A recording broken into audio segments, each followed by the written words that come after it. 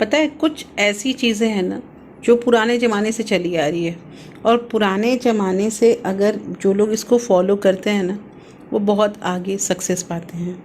अब यहाँ पे एक विदुर महाभारत के महान ज्ञानी पात्र थे, और ये कैरेक्टर जो थे विदुर, इनकी बातें जो है ना ये अब जो जिसने जिसने इम्प्लीमेंट किया है ना वो बहुत आगे गया है। दोस्तों देखिए, जो किसी भी व्यक्ति को कम उम्र में धनवान बना सकती है, उनकी ऐसी ऐसी बातें थी विदुर नीति की।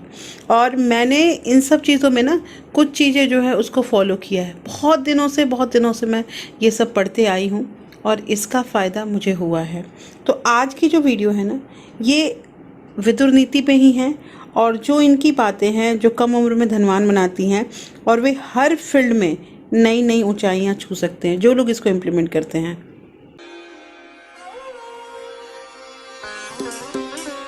Hello everyone, welcome back to my channel real life with Tuku. कैसे हैं आप लोग?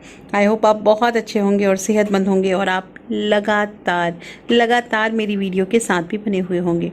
दोस्तों आज की वीडियो में हम बात करेंगे कि महाभारत के महान ज्ञानी पात्र विदुर द्वारा कही गई बातें आज भी जीवन में हमें मार्गदर्शन प्रदान करती हैं।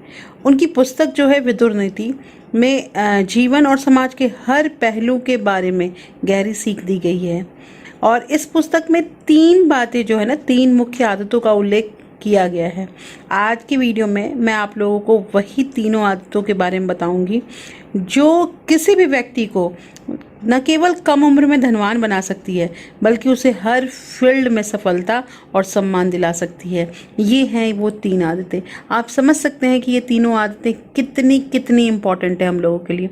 तो दोस्तों वीडियो स्टार्ट होने से पहले एक नम्र निवेदन है कि अगर आप लोगों ने अभी तक रियल लाइफ विद टुकू को सब्सक्राइब नहीं किया तो प्लीज़ सब्सक्राइब कर लीजिए अपने इस चैनल को, और साथ में जो बेल आइकन है उसे भी ज़रूर प्रेस कर दीजिएगा ताकि ऐसे ही इंटरेस्टिंग वीडियो के नोटिफिकेशन आपको मिलते रहें। दोस्तों वीडियो पसंद आए तो एक लाइक ज़रूर कर दीजिएगा।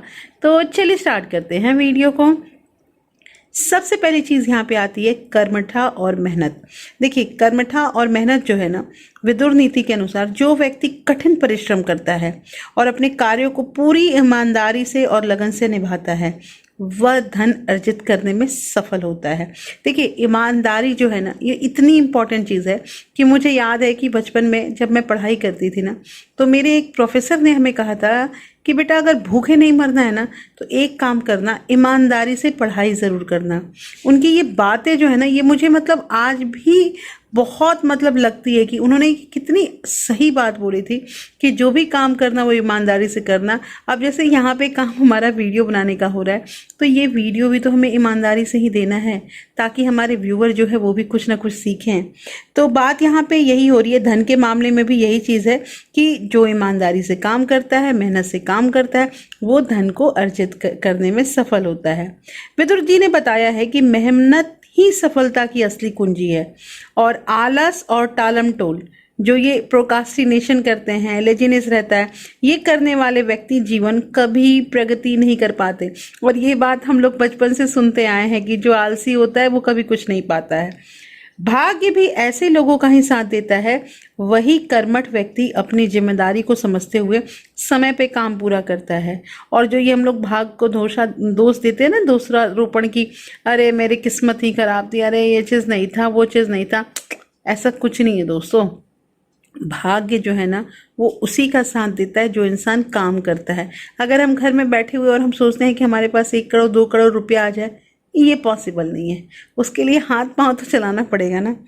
तो यहाँ पे यही चीज़ है कि भाग्य के भरोसे में नहीं रहना है, और कर्मठ व्यक्ति जो होते हैं अपनी जिम्मेदारी को समझते हुए समय पे पूरा काम करते हैं, और इससे धन संपत्ति उसके पास सहज रूप से आती रहती है। तो आई होप कि पहला पॉइंट आप लोगों को क्लियर हो गया होगा। सेकंड जो है दोस्तों वो संयम और मितव्ययिता। मितव्ययिता क्या होता है? कंजूसी वर्ड जो है ना उसके यहाँ पे हम बोलेंगे कि संयम क्या है, कि विदुर नीति के अनुसार संयमित जीवन और व्यय पे नियंत्रण। जैसे अब व्यय पे नियंत्रण मतलब कंजूसी ही तो होता है हमारे वर्ड में। तो व्यय पे नियंत्रण व्यक्ति को धनवान बनाता है।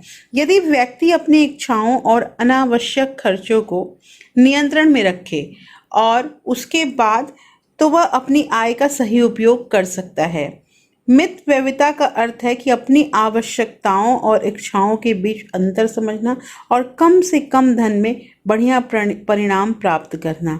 और ये हम सब चाहते हैं, हम सब चाहते हैं कि कम मेहनत करें और हमें सारा रिजल्ट मिल जाए। संयम और बचत करने वाले हमेशा आर्थिक रूप से सुरक्षित रहते हैं। और ये चीज़ का तो मैं मतलब आप अपना ही एग्जाम्पल दूंगी कि हाँ, ये बिल्कुल सही है। और ज़रूरत पड़ने पे धन की कमी महसूस नहीं करते हैं। तो दोस्तों, ये जो हमने सेकंड उपाय बताए, ये भी मतलब कितना कितना इम्पोर्टेंट है। लास्ट में जो पॉइंट है वो मतलब समझिए कि ये मैंने ये चीज़ देखा भी है और बहुत बार इन चीज़ों का हमने जिक्र भी किया है कि अगर हमारे अंदर हमेशा सीखने की ललक होती है, सीखने की इच्छा होती है ना, तो लाइफ में हम बहुत आगे जाएंगे। और अगर हमारी इच्छा जो है, हमारी चाह जो है वो ख़त्म हो गई ना, तो फिर जो लाइफ होती है ना वो बिल्कुल नीरस हो जाती है।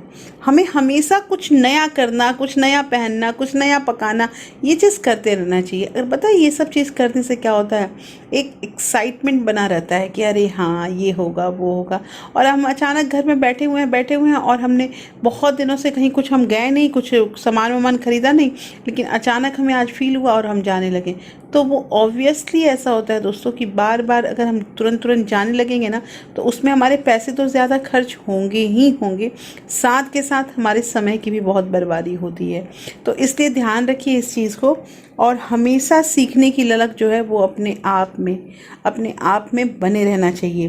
तो दोस्तों, विदुर जी ने ये बताया कि जो व्यक्ति हमेशा कुछ नया सीखने की कोशिश करता है, वह व्यक्ति कभी भी असफल नहीं होता है, वो चाहे किसी भी फील्ड में है।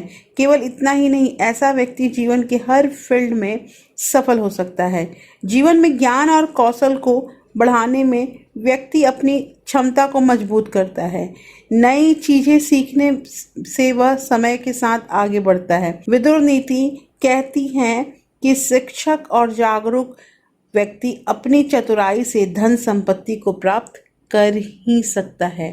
तो दोस्तों, ये जो मैंने आपको तीनों के तीन उपाय बताए हैं, ये शामिल कीजिए अपने आप लोग डेली रूटीन में, और देखिए कि आखिर क्या चीज़ है, कहाँ हम में कमी आ रही है ना, कि हमारा मतलब हम आगे बढ़ नहीं पा रहे हैं, हमारा जैसे धन संपत्ति हमारे पास नहीं हो रहा है। तो एक बार इन सारी चीज़ों को ध्यान देना है। और मुझे तो ये जो लास्ट वाला पॉइंट बताया ना मैंने, कि हमेशा कुछ ना कुछ नया करने की जो चाह होती है ना, ये हमें बहुत आगे ले चलती है। दोस्तों, अगर हम ये सोचेंगे ना कि अरे अब तो उम्र ढल गई, या अब क्या हम क्या कर सकते हैं, ये चीज़ नहीं होता है। बहुत सारी उम्र में, मतलब कि बहुत ज़्यादा उम्र में भी लोग एक्टिव होकर अपना काम कर रहे हैं। तो दोस्तों, कैसी लगी आज की वीडियो, और ये जो मैंने आपको तीनों उपाय बताए हैं, कमेंट करके मुझे बताइएगा कि ये तीनों उपाय आप लोग इम्प्लीमेंट कर रहे हैं कि नहीं। मैं तो कर रही हूँ, क्योंकि मुझे ये सही भी लग रहा है। और हाँ, इसमें से दो जो पॉइंट थे वो तो ऑलरेडी हम जानते थे, ऑलरेडी मैंने अपने वीडियो में शेयर कर रखा है। तो अब आपको ये तीसरी नीति जो है वो भी जाननी है, और इसी के अकॉर्डिंग थोड़ा सा करके देखिए, चल के देखिए, एटलीस्ट 10 दिन, 15 दिन और 1 महीना तो चल के देखिए क्या चेंजिंग आती है। क्योंकि चेंजिंग अगर आती है ना, तो उस चीज़ को हमें अडॉप्ट कर ही लेना चाहिए परमानेंटली। तो दोस्तों, कैसी लगी आज की वीडियो में जरूर बताइएगा। होपफुली ये वीडियो आपको अच्छी लगी होगी। अच्छी लगी है तो प्लीज़ लाइक शेयर सब्सक्राइब जरूर कीजिएगा। और हाँ दोस्तों, अगर आपकी किसी फ्रेंड्स और फैमिली को ऐसे वीडियो की ज़रूरत है, तो आप उसे ज़्यादा से ज़्यादा शेयर भी कर सकते हैं। फिर मैं मिलती हूँ आपसे ऐसे ही एक इंटरेस्टिंग वीडियो के साथ। तब तक अपना प्यार और सपोर्ट ऐसे ही बरकरार रखिएगा। Thank you, thanks for watching.